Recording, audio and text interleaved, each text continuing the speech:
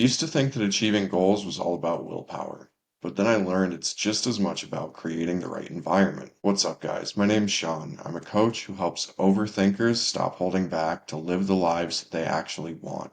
We're all the product of our environment, so you've got to create the environment where you can continuously be successful. Now let's break that down. You're responsible for everything in your life. Getting to work on time, going to the gym, achieving your goals, having a social life, whatever your goals may be, no one else can do them for you. We like to think all these things are purely a product of willpower. You just do them, right?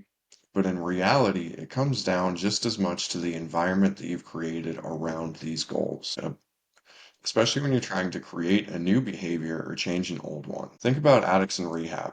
They change the environment and the condition improves, right? Then they go back to the old environment and something like 40 or 60% relapse. Our behaviors aren't just caused by our patterns, but they're frequently coping mechanisms for our environment. If you've been behaving the way that you have been in your environment, odds are if you simply decide to change your behavior without changing the supporting conditions in your environment, that behavior isn't going to last.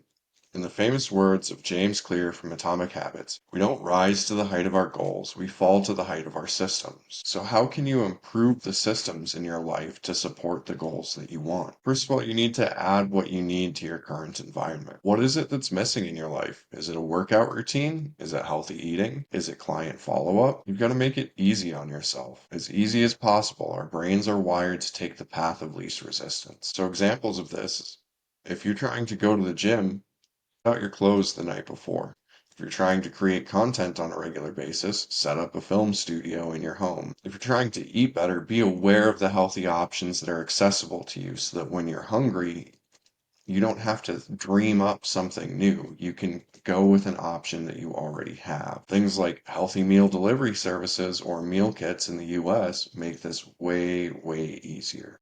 Underlying theme in all of this is accountability as well. Who can you talk to about your goals that will help keep you on track? Do you have friends? Do you have family members? Do you have a supportive coach? Somebody who will hold you accountable without making you feel guilty. But it has to be somebody who's also doing the work. If you have your friends who eat junk food all the time reminding you to eat healthy, that's actually probably not going to help. If you're going to have your family members who work normal jobs ask to hold you accountable on things in your business, they probably just won't get it. Make sure that it's somebody who has the ability to hold the accountability that you need. How can you make all these goals fun and exciting? Make it enjoyable. If you absolutely hate it the whole time, willpower alone is not going to be enough. There has to be a payoff. It can be things like, after I create 50 pieces of content, I will X. After I do 100 workouts, I will Y. These rewards should be something personal to you, something that you actually want that you're willing to wait for. And creating these goals needs to be focused on the action, not the outcome. An example of this in content creation is I need to create 50 pieces of content versus I need to get 1 million views. Can you potentially get 1 million views with 50 pieces of content? Maybe if you already have the skills, but if you don't, it might take you hundreds. Focus on putting the reps in. Again, with the workouts, put in the reps, go do the workouts, not I need to have a certain body weight, I need to look a certain way.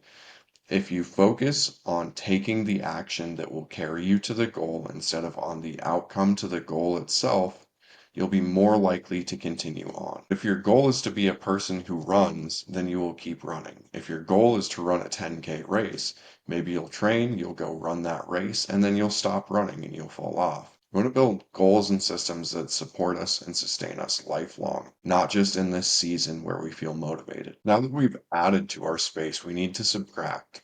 What's holding you back?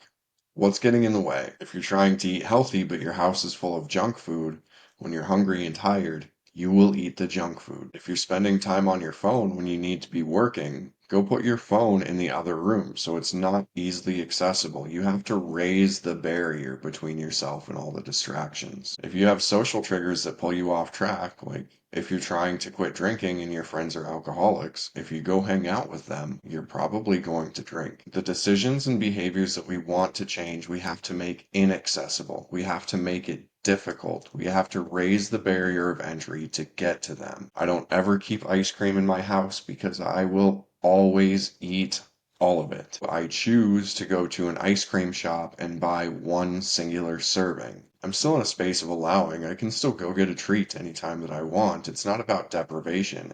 It's about creating distance between this behavior. When it's 9:30 p.m. and I'm bored and I'm tired and I want ice cream, if it's in my freezer, I'm going to eat it. If I have to think about getting dressed, going out and going to the store, I have to want it so much worse to actually get it and receive it. So I rarely eat ice cream. Like many people, I used to struggle with waking up and scrolling on my phone. So what I now do is put my phone on airplane mode when I go to sleep. My phone is currently on airplane mode right now as I am filming this video. It doesn't come off of airplane mode until I have finished the things I need to do for the morning. That way I wake up, I stay on task, I don't have 100 extra voices going into my mind talking about politics and recipes and whatever else may be on my feed. I don't need to invite this extra chatter into my mind. I get to wake up and do what I need to do. So you need to identify whatever's pulling you off track and then make it harder to get to that behavior. Let's talk about accountability. I know that we touched on this earlier, but it's so, so important. If you are a person who can set a goal and say, I am going to achieve this goal. And you never need to be reminded of that. You never need accountability. You can just get out there and get it done. Phenomenal. I'm proud of you. I'm so happy that you have that ability. But simply put, most people don't. That doesn't make you good or bad. It's nothing to do with your morality. It's everything to do with your self-regulation. And maybe you learned good self-regulation skills as a child. Maybe you didn't. Maybe you're relearning them. That support and these reminders will help keep you on task. You've made this commitment to yourself, and then you have someone to make sure that you're following through with it. Maybe it's your spouse. Maybe they're just checking in with you once every couple weeks. How is this going? What are you working on? Have you made progress? Are you getting rid of the behavior? You can write and sign a contract with yourself that I will achieve X goal. Maybe it's 100 workouts. Maybe it's 1,000 workouts. Maybe it's 100 pieces of content. Maybe it's 1,000 pieces of content. Whatever it may be, set the action-based goal, set a number of the goals, and write a contract with yourself. For the contract, under the workout example, it would be, I will achieve 100 workouts by X date. If I achieve this, then I can go on a vacation, buy myself the new headphones I've been wanting, or whatever the reward that you have deemed. Have yourself sign it. Have your accountability partner sign it, whether it's your spouse, your parents, your friends, your coach, that person that's going to check in with you on a regular basis and just make sure, hey, where are you at with this? You need reminders, not lectures. You need encouragement, not shame. Have the right person with the right systems checking in to help keep you from failing and drive you more towards the success. If you're serious about changing your environment, you may need help designing it. You've created the environment that you presently live in, whether it was passed down to you or whether it's things that you've actively chosen. And these behaviors are contributing as much to your success and your detriment. If you are able to sit there and self-analyze and understand, this is what I need to add, this is what I need to subtract, this is what I need to add, this is what I need to subtract. Sitting there analyzing the behaviors that you have and what contributes to each one. If that's something that you need help with, that's what I do as a coach. I help people figure out what to add, what to remove, and how to stay consistent. We build the life that pulls you towards success instead of pushing it uphill. If you want to learn more about getting coached, click the link below, fill in the form, and you'll have the opportunity to book a free coaching call with me.